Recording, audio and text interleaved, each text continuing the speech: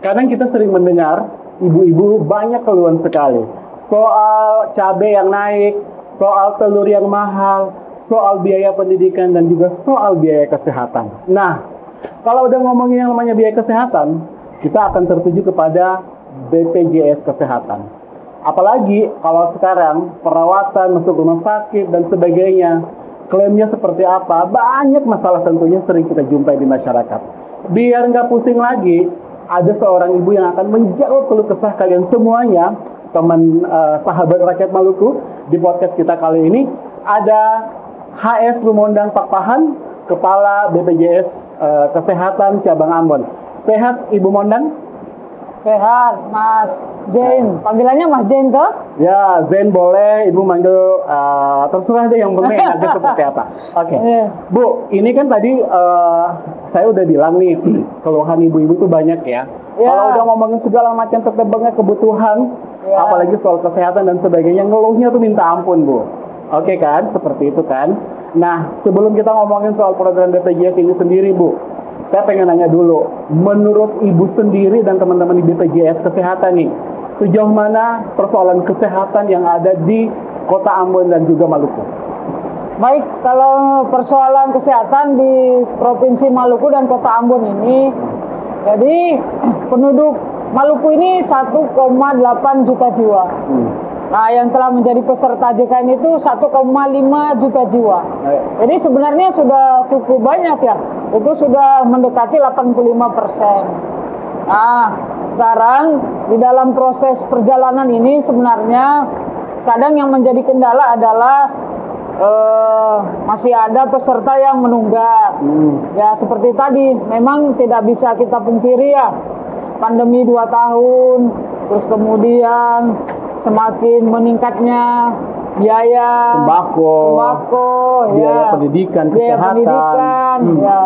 Itu memang mau tidak mau secara langsung itu berimbas kepada masyarakat, sehingga daya beli, daya untuk membayar iuran itu mungkin berkurang ya. Jadi banyak yang menunggak, sehingga pada saat menunggak itu kan otomatis kartunya menjadi nonaktif. Nah, itu dia. Nah, pada saat yang bersangkutan ini sakit, nah ini akan menjadi kendala. Karena ketika dia sakit, dia datang ke fasilitas kesehatan kita, ya, lalu dicek sama petugasnya. Oh, maaf Bapak Ibu, kartunya nonaktif, ada tunggakan misalnya, sehingga tidak bisa mendapatkan pelayanan kesehatan. Tapi sepanjang pelayanan kesehatan ini, kalau iurannya itu lancar, itu tidak ada masalah. Nah, untuk mengatasi yang seperti ini, kan itu tunggakan bisa saya sampaikan ya, Mas Jen. Di tempat kami itu ada 78.000 peserta yang menunggak. Total tunggakannya itu 71 miliar. Luar biasa Ibu ya. 78.000 sekian itu tuh seluruh Maluku Bu ya. Iya. Nah, oleh karena itu kita memahami misalnya kemampuan untuk membayar itu, misalnya menunggaknya itu ada yang 5 bulan, 6 bulan, ada yang bahkan setahun, bahkan ada yang 2 tahun. Nah, itu dia. Nah, kalau misalnya membayar langsung itu kan mungkin cukup berat ya, dengan langsung begitu 2 tahun, misalnya tunggakannya 4 juta, atau 1 tahun tunggakannya 2 juta, gitu kan cukup berat. Nah, maka kita mau launching ini sesuai tema kita ini, inovasi. Nah, namanya program rehab. Ya, tapi sebentar Bu, saya mau nanya dulu sebelum kita ngomong detail soal program yang mau di launching ini.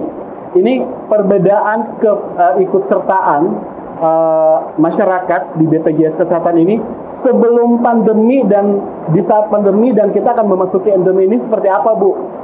Oh, kalau perbedaan pelayanannya itu sebenarnya sama.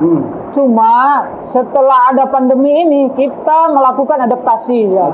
Adaptasinya yaitu kita mencoba mengembangkan inovasi-inovasi pelayanan yang rendah kontaknya. Gitu. Jadi misalnya pelayanan di Vaskes, itu bisa pelayanan kontak tidak langsung. Oke. Nah, itu salah satu inovasi kita beradaptasi terhadap pandemi. Karena ketika pandemi, itu tahu nggak Mas Jen, orang itu takut loh ke puskesmas, takut ke rumah sakit. Iya, agak parno juga ya. Iya, nah supaya memudahkan pasien, peserta untuk tetap bisa melakukan akses pelayanan. Nah, kita melakukan modifikasi, inovasi seperti tadi. Boleh pelayanan kontak tidak langsung dengan Vaskes. Jadi Vaskes dengan peserta itu tetap bisa melakukan kontak meskipun peserta itu tidak harus tatap muka ke Vaskesnya, tidak harus tatap muka ke puskesmasnya. Keikutsertaan masyarakat sebagai BPJS di BPJS kesehatan ini sendiri, Bu Mondang, ini mengalami pergeseran berarti ya. Yang tadinya misalnya sebelum pandemi it's okay, bagus. Tetapi pada saat pandemi ini berkurang seperti Ibu bilang tadi. Nah, kita mau perbaikan ekonomi kesehatan ini kan juga sebenarnya mereka harusnya bisa ya Bu ya menjadi kepesertaan dari BPJS kesehatan itu sendiri. Bagaimana merangsang masyarakat, merangsang warga untuk please, ini penting banget. Misalnya kayak kemarin Ibu bilang juga, misalnya ada penundaan kepesertaannya. Bagaimana merangsang mereka supaya bisa lagi menjadi peserta jam sostek kesehatan itu sendiri.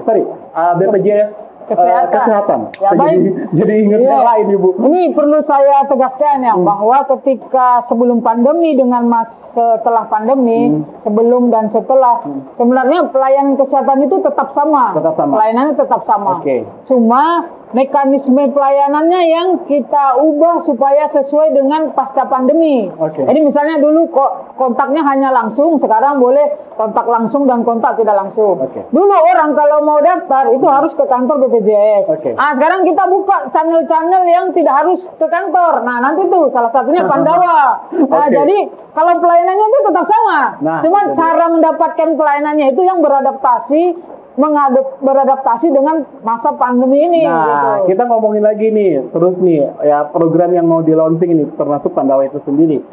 Dijelaskan nih Bu ke sahabat rakyat Maluku, ke viewers kita yang lagi menonton di podcast ini, supaya mereka bisa teredukasi nih dengan baik. Karena kan yang tadi saya bilang, masyarakat sebenarnya menginginkan pelayanan dari BPJS Kesehatan itu dengan lebih baik lagi. Ada yang masih belum tahu, ada yang tahu setengah-setengah. Nah, bisa dijelaskan Bu program untuk BPJS Kesehatan ini sendiri? Baik Mas Jen, ya pemirsa rakyat Maluku ya, kita hadir di sini mau menyampaikan terkait program kita seperti judul kita ya. Satu itu rehab. Nah Mas Jen, apa itu rehab? Rehab itu adalah rencana pembayaran bertahap. Nah ini gunanya untuk apa? Seperti tadi saya bilang, ini untuk membantu teman-teman semua ya rakyat Maluku yang memiliki tunggakan tapi tidak sanggup bayar langsung sekaligus. Nah, makanya disebut rencana pembayaran bertahap.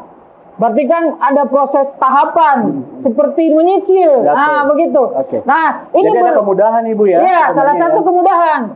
Jadi ini berlaku bagi peserta kita yang menunggak di atas 3 bulan. Jadi dia menunggaknya 4 bulan ke atas sampai 2 tahun. Nah, nanti bisa melalui channel-channel kita, bisa download mobile JKN ya. Nanti tinggal diklik itu rehab. Ya, jadi bisa buka Play Store tuh Mas Jen. Aplikasinya udah ya, ada nanti ya, mobile JKN di-download. Nah, ada aplikasinya tuh.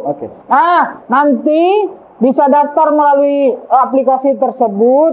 Nah, nanti boleh menyicil. Misalnya menyicil selama 12 kali. Berarti kan bisa sampai 1 tahun itu. Nah, nanti disepakati berdasarkan kemampuan kita. Oh, kayaknya tunggakan saya ini bisa saya cicil 6 bulan. Oke, 6 bulan. Wah, tunggakan saya ini terlalu berat. Saya mampunya nyicil 12 bulan. Oke, 12 bulan. Nah, nanti akan hitung otomatis berapa yang harus dia bayar tiap bulannya. Nah, nanti tinggal dicicil tunggakannya ini setiap bulan sesuai dengan komitmen dia tadi. Apakah menyicil, apakah menyicil 6 bulan, menyicil 12 bulan. Karena kemampuan setiap orang kan berbeda ya. Ada yang mampu langsung 6 bulan, ada yang tunggakan saya terlalu besar nih. kalau bayar 6 bulan masih agak berat nih. Bisa menyicil tadi. Bisa bertahap sampai 12 kali pembayaran. Sebentar bisa. Bu, saya mau nanya nih Bu soal tunggakan sendiri. Ini kan ada dispensasi yang Ibu bilang tadi, semacam dispensasi lah ya. Kemampuannya berapa, terus komitmennya juga harus sesuai dengan mereka kepesertaan masyarakat itu sendiri. Saya mau nanya Bu, jumlah tunggakan BPJS Kesehatan itu sendiri untuk Maluku sendiri? Kalau BPJS menunggak itu tidak ada. Kami tuh selalu membayar puskesmas, rumah sakit, puskesmas, klinik, dokter keluarga itu selalu tanggal 15 setiap bulan. 15 setiap bulan. Okay. Lalu kami selalu membayar rumah sakit. Begitu rumah sakit mengajukan klaim ke kita, ya sesuai dengan SOP-nya, ya maka nanti setelah verifikasi ini ya maksimal 15 hari sejak klaim diterima lengkap itu kita bayar. Nah, yang ada yang tadi saya bilang bahwa ada masyarakat yang kepesertaannya itu nonaktif karena menunggak iuran BPJS. Nah, tadi yang saya bilang angkanya ada 78.000 dan tunggakannya lumayan. Tapi saya lihat data saya itu PR besar Bu ya, BPJS 71 ya? miliar. Iya. Nah, kalau 71 miliar, 78.000 ini mau ikut program rehab ya toh menyicil kan memudahkan gitu. Sejauh ini masyarakat aware nggak Bu dengan pelayanan yang diberikan oleh BPJS Kesehatan? Karena kalau kita lihat bahwa ini kan masyarakat kita ini lebih banyak, lebih tertarik itu untuk misalnya tatap muka. Sementara misalnya di saat pandemi kemarin-kemarin kan tidak diperbolehkan nih, prokes harus tetap jalan, pelayanan juga melalui aplikasi dan sebagainya. Gimana sih Ibu bisa mengedukasi masyarakat kita biar mereka juga lebih aware dengan keadaan sekarang misalnya, it's okay, kita pelayanan tetap ada, BPJS Kesehatan, tetapi ini tidak bisa bertatap muka secara langsung, tetapi ini disampaikan kepada mereka sehingga mereka lebih tahu Bu. Seperti ya itu. Baik Mas Jen, jadi untuk mengedukasi masyarakat ini memang bertahap ya. Kemarin kita mulai dengan pertama itu kita bekerja sama dengan radio. Lalu kita bekerja sama dengan media-media baik offline ya surat kabar maupun online seperti media streaming. Lalu kita juga sampaikan kalau kita ada pertemuan ya, misalnya pertemuan dengan para stakeholder kita atau kita diundang oleh peserta. Jadi kami kalau ada badan usaha, perusahaan atau Pemda mengundang kita untuk sosialisasi, kita pasti datang. Nah, kami itu sudah membuka channel. Nah, ini yang kedua, namanya Pandawa. Nah, apa itu Pandawa? Pandawa itu adalah pendaftaran melalui WA. Nah, kenapa kita memilih media WA? Mas Jen, coba perhatikan, setiap orang punya HP itu pasti install WA. Betul. Jadi WA ini sudah sangat familiar untuk masyarakat kita. Dan pada umumnya orang itu bisa menggunakan fitur WA. Ya, bisa menggunakan fitur WA. Maka kita buka ini channel Pandawa, namanya pendaftaran via WA. Nah, di nomor berapa Bu? Nah, ini nomornya 08118 165 165. Nah, jadi bisa nanti melakukan pendaftaran, bisa tambah anggota keluarga, bisa pindah vaskes ya. Terus kemudian bisa juga perubahan data ya. Jadi banyak manfaatnya dan tidak harus datang ke kantor. Ya, karena kan pertama mengurangi antrian di kantor. Terus yang kedua mengurangi biaya. Kan kalau ke kantor mungkin naik kendaraan umum kan lumayan biayanya. Terus yang ketiga, hemat waktu. Kan orang dari rumah ke kantor belum antrinya. Nah, lalu yang keempat apa? Kita bisa melakukan pendaftaran sambil duduk manis di rumah. Kan tinggal pegang handphone. Nanti direspon. Bisa mager aja di rumah, terus klik-klik nah, jadi gitu, jadi, gitu.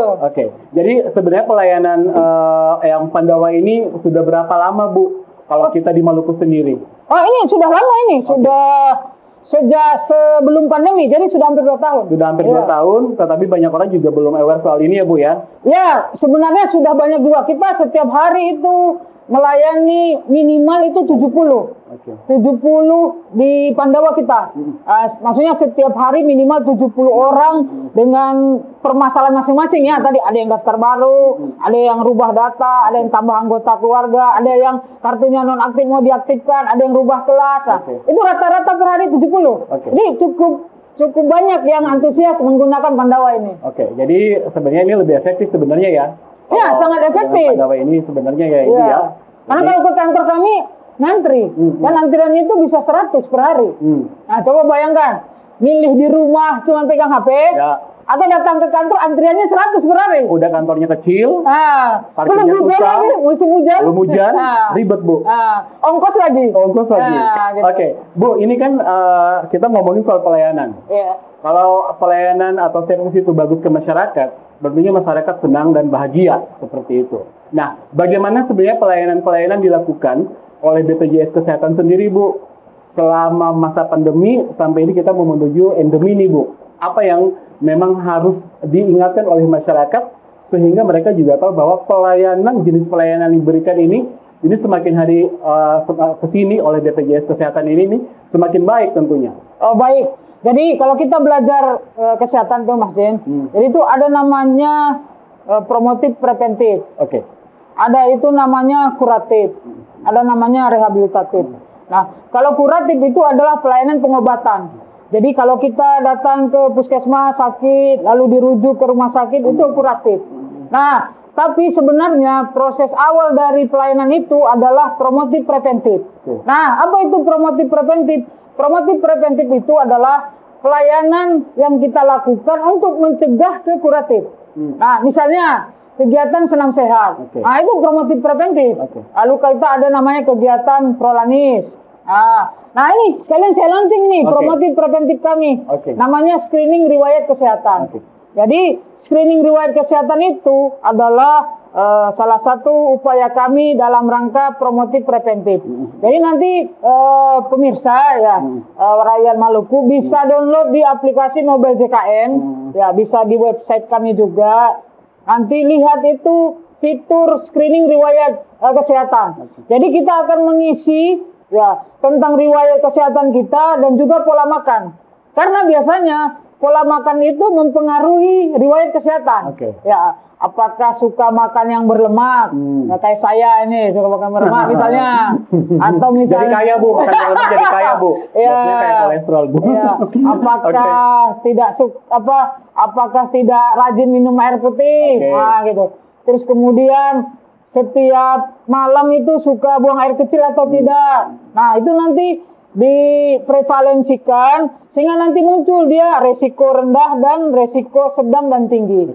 Nah, letak promotif preventifnya di mana kan gitu. Nah, nanti kalau hasilnya adalah resiko sedang dan tinggi, nah, dia memiliki resiko sedang dan tinggi terhadap penyakit. Nah, nanti bisa ada potensi, kita sebut potensi ya, karena potensi itu bisa terjadi, tapi bisa tidak. Nah, potensinya itu bisa DM, diabetes mellitus, bisa hipertensi, bisa ginjal kronik dan jantung koroner. Maka nanti kalau sudah mengisi screening ini, ketika hasilnya sedang atau tinggi, maka kami mengedukasi masyarakat itu ya peserta kami untuk segera konsul dengan dokternya. Bisa di puskesmas, klinik, dokter keluarga. Ada dokter khusus ya? Iya, ada. Ya? Lalu nanti kita ada screening lanjutan ya. Kita bekerja sama dengan laboratorium Prodia. Nah, nanti ada screening lanjutan supaya ketika promotif preventif ini kita laksanakan, dia tidak sampai ke kuratif yang tadi, ke pengobatan. Nah, gitu. Untuk sosialisasinya sendiri, Bu Monang, sudahkah ini tercover dengan baik? Oh, baik. Untuk sosialisasinya sejauh ini sudah sama ya. Kita kerjasama dengan radio juga, terus media online dan media offline. Dan karena screening ini bisa juga kita lakukan ketika kita ke puskesmas. Nah, jadi kami berkolaborasi juga dengan puskesmas-puskesmas untuk mensosialisasikan screening riwayat kesehatan ini. Bu Monang, saya sempatkan beberapa kali mengikuti acara BPJS Kesehatan sendiri. Terakhir saya dengan Ibu Monang waktu kita Zoom meeting pada saat pandemi lagi tinggi-tingginya. Iya. Mengenai kepesertaan BPJS Kesehatan sendiri di 11 kabupaten kota. Saya mau nanya nih Bu, perkembangan terakhir untuk kepesertaan yang paling tinggi mana Bu? Oh baik, kalau kepesertaan sekarang itu, saya nggak boleh tanya ya. Kalau yang paling tinggi itu dari segi jumlah penduduk, itu sebenarnya Maluku Tengah. Kalau jumlah penduduk. Tapi kalau dari cakupan kepesertaan, maksudnya persentase dibandingkan dengan jumlah penduduk, itu paling tinggi itu ada dua. Itu ada Maluku Barat Daya, MBD ya, itu hampir 100% sudah menjadi peserta. Lalu sekarang yang lagi naik itu Serang bagian timur. SBT ya? Iya, itu cakupan kepesertaannya paling tinggi juga untuk seprovinsi Maluku. Kalau Kota Ambon sendiri Bu? Kalau Kota Ambon itu masih di sekitar 80%, 85%. Ya, belum. Kalau cakupannya di beberapa wilayah tadi Ibu bilang sudah tinggi. Otomatis ada yang masih rendah Bu ya kepesertaannya ya. Ada. Cakupannya ya. Bagaimana merangsang Bu pemerintah daerah setempat supaya kepesertaan ini lebih meningkat lagi Bu? Oh, baik. Jadi untuk merangsang pemerintah daerah untuk meningkatkan kepesertaan ini, pemerintah kabupaten setempat tentunya ya Bu Monang ya. Pemerintah kabupaten setempat. Jadi kami BPJS ini ada namanya Forum Pemangku Kepentingan Utama, Mas Zen. Jadi di forum itu kita menghadirkan bupati. Ya kayak kemarin saya ke Buru, itu Pak Bupati hadir. Lalu kemudian kita menghadirkan Sekda. Lalu ada Dinas Kesehatan. Ya ada Dinas Keuangan, ya pendapatan daerah. Jadi kita berkolaborasi dengan pemerintah daerah, ya bagaimana supaya masyarakat di kabupaten tersebut, ya di wilayahnya dia, ya di wilayah bupati atau wali kota tersebut ini bisa tercover menjadi peserta kami, peserta JKN. Nah, namun iurannya dibayari oleh pemerintah daerah. Oh ya, Pemkapnya sendiri. Iya, karena kita tidak bisa memungkiri ya, masih banyak orang yang sebenarnya mau menjadi peserta JKN, tapi dia terkendala di pembayaran iuran. Nah, oleh karena itu kita menggandeng Pemda ini. Pemda ya, merangsang nih. Pemda kan biasanya punya anggaran tuh. Nah, kita sampaikan bagaimana kalau misalnya sekian puluh ribu misalnya peserta dari warganya, itu bisa kita cover BPJS. Tapi karena warga ini kebetulan masyarakat kurang mampu, kita mendorong Pemda supaya Pemda yang bayar iurannya 100% gitu, supaya masyarakat ini tidak bayar sama sekali. Sejauh ini Bu, koordinasi dengan Pemdanya sendiri, Pemkap setempat seperti apa Bu? Koordinasi kita sejauh ini cukup baik ya. Selain tadi saya bilang kita ada forum pemangku kepentingan, kita juga ada forum kepatuhan dengan kejaksaan seperti yang pernah Mas Jen ikuti ya. Nanti itu berkolaborasi dengan PTSP kan dalam hal perizinan untuk kepesertaan dari pekerja-pekerja. Nanti bekerja sama dengan Dinas Tenaga Kerja. Nah, kita juga ada forum satu lagi ya, pemenuhan komitmen di Faskes. Supaya harapan kita ketika peserta ini menjadi peserta kita, Pemda juga memperhatikan kualitas Faskesnya. Karena ketika masyarakat ini sakit, sebenarnya yang melayani itu bukan BPJS. Yang melayani itu Faskesnya. Kan kalau peserta itu sakit, ya yang melayani bukan BPJS, tapi yang melayani itu adalah perawat, bidan, dokter yang bertugas, yang bertugas di puskesmas, di rumah sakit. Nah, kita mendorong pemerintah daerah juga supaya pelayanan di puskesmas, rumah sakit ini di setiap kabupaten kota itu bisa semakin baik. Nah, sehingga harapan kita nanti ketika dia sudah menjadi peserta kita, iurannya dibayar oleh Pemda. Nah, ketika dia sakit, dia bisa mendapatkan pelayanan baik yang merupakan puskesmas dan rumah sakit di kabupaten itu juga. Nah, gitu. Mengenai iuran BPJS sendiri, Bu, bisa nggak dijelaskan di sini, Bu? Soal iuran yang masih menjadi tanda tanya besar bagi sebagian orang. Terus juga untuk kelas di rumah sakitnya seperti apa dan sebagainya. Karena kan ini sempat juga pernah media memuat, Bu ya, keraguan-keraguan ada orang misalnya punya BPJS Kesehatan, mau masuk rumah sakit dia juga agak bingung sebenarnya. Ini mau seperti apa nih? Bisa diedukasi nggak Bu atau dijelaskan di sini ke sahabat rakyat Maluku di podcast kita hari ini? Silakan Ibu Monang. Ya baik, pemirsa ya rakyat Maluku. Jadi iuran BPJS itu terdiri dari yang pertama Kalau dia pekerja, ya pekerja seperti Mas Jen mungkin pekerja ya, pekerja. Saya pekerja, ya. Maka iurannya itu adalah persentase. Ya, iurannya adalah 5% dari gaji pokok ditambah tunjangan tetap. Tapi dari 5% ini 4% dibayar oleh pemberi kerja, kita sebagai peserta hanya mengiur 1% saja. Jadi kalau misalnya gaji kita, misalnya saya, ya, gaji saya pokok ditambah tunjangan tetap, anggap saja 5 juta misalnya. Maka iuran saya hanya 1% dari 5 juta. Itu cuman 50.000. Itu menanggung 5 jiwa peserta, suami atau istri, anaknya 3. Jadi pengumuman teman-teman semua ya, BPJS itu sudah menanggung 3 anak. Karena banyak yang belum tahu, dikira masih 2 anak, sudah 3 anak.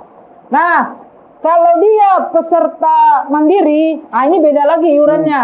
Jadi kalau peserta mandiri itu kelas 1, kelas 2, dan kelas 3. Nah, kalau kelas 1 itu 150.000 per bulan, per jiwa. Kalau kelas 2 itu 100.000 per jiwa per bulan. Kalau kelas 3, ini spesial. Kalau kelas 3 itu sebenarnya iurannya itu 42.000 Mas Jen.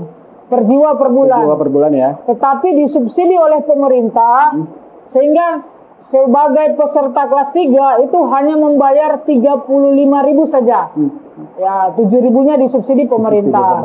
Nah, lalu yang ketiga seperti tadi saya sampaikan, peserta masyarakat tidak mampu. Nah, ini iurannya dibayar oleh bisa pemerintah pusat, bisa dibayar oleh pemerintah provinsi, bisa dibayar oleh pemerintah kabupaten kota, di mana peserta ini berdomisili ya sesuai KTP.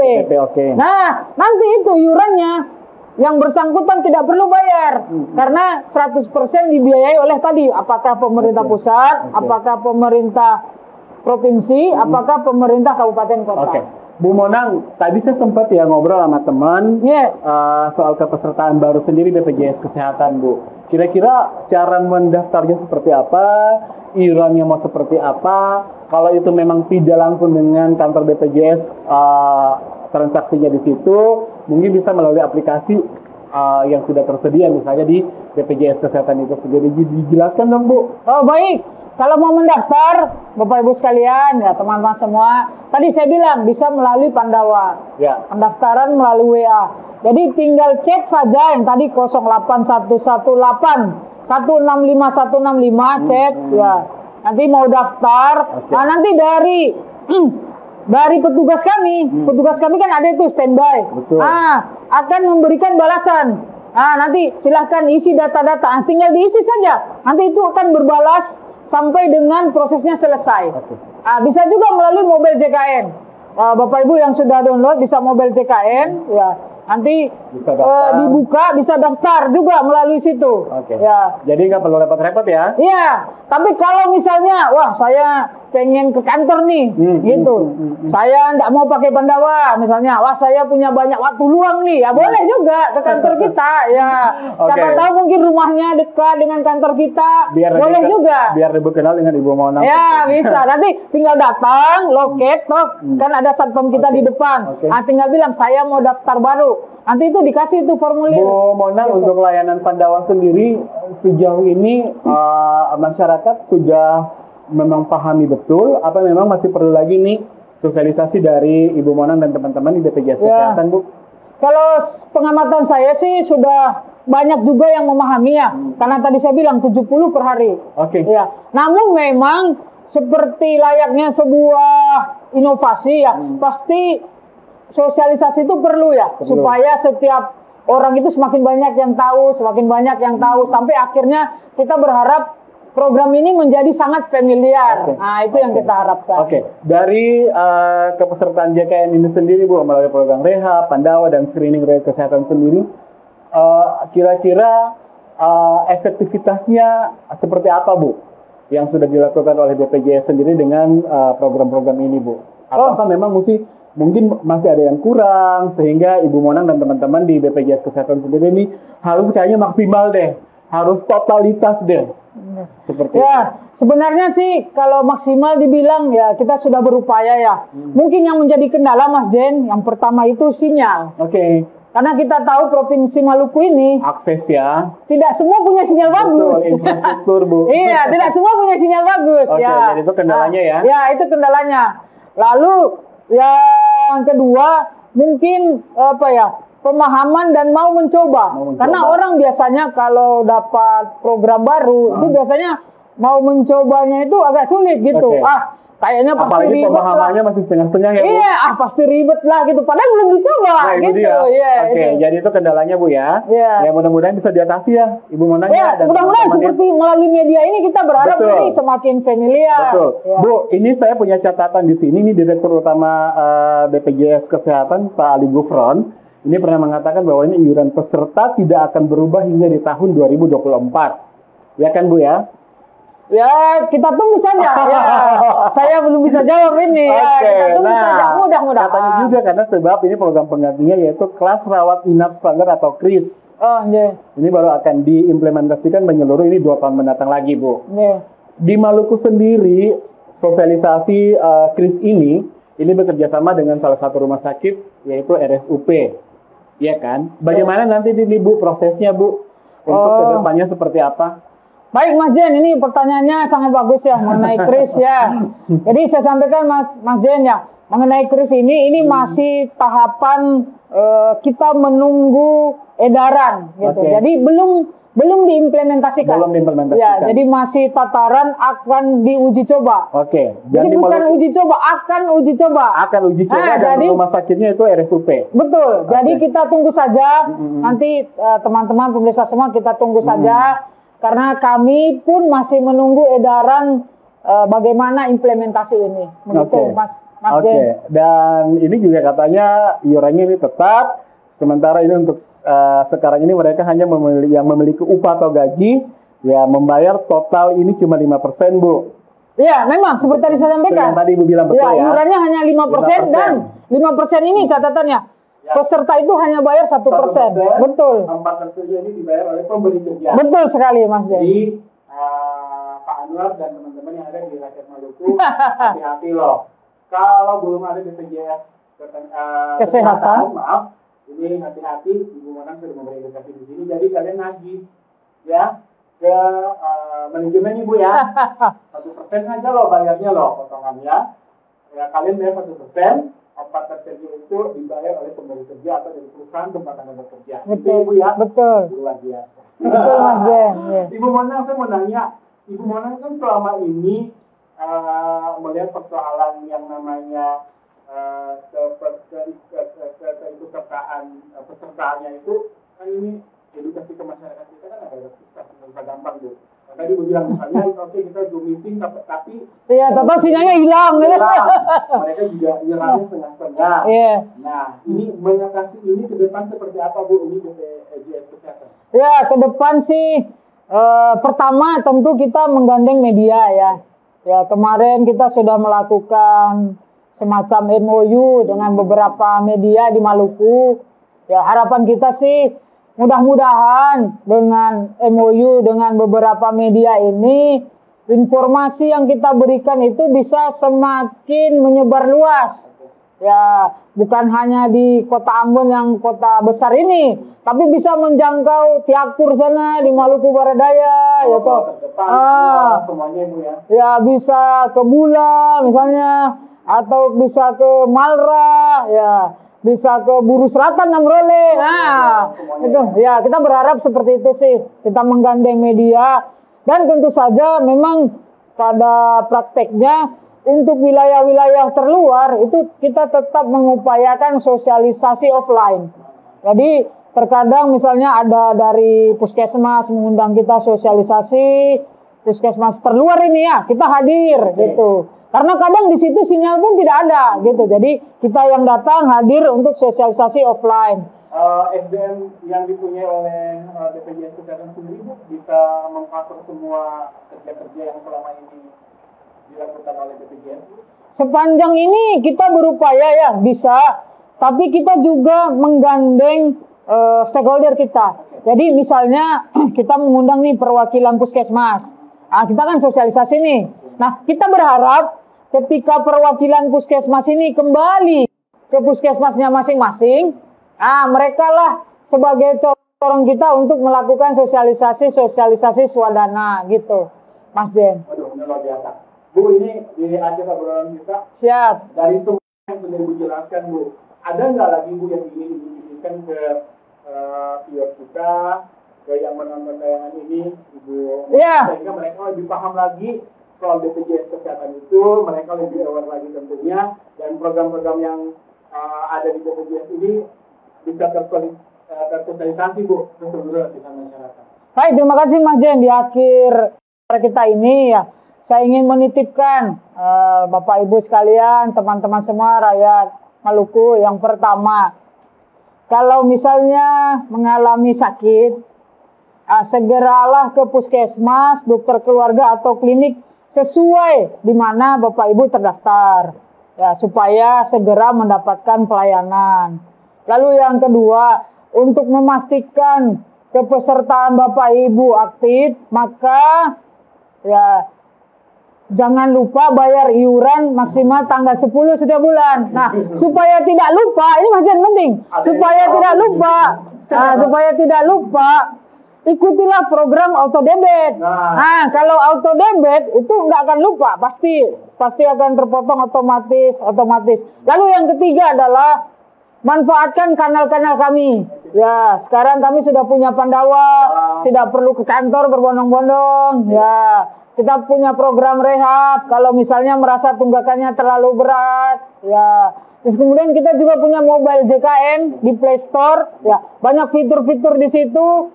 Termasuk kalau mau tahu nih ya kan, sebenarnya kartu saya ini punya tunggakan atau enggak, sudah dibayar perusahaan atau enggak, bisa dicek itu di mobile JKN. Kalau dia centang hijau, centeng gitu, itu berarti aktif.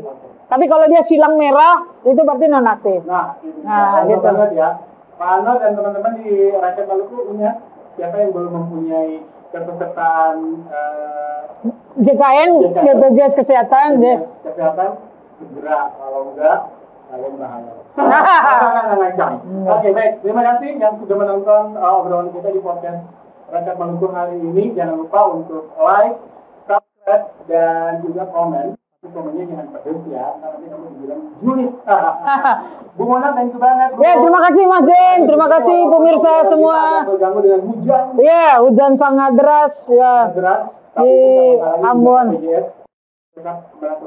Siap, terima kasih banyak. Sampai jumpa di obrolan selanjutnya. Ya, sampai jumpa ya. Sarangeo ya. Salam sehat. Deh.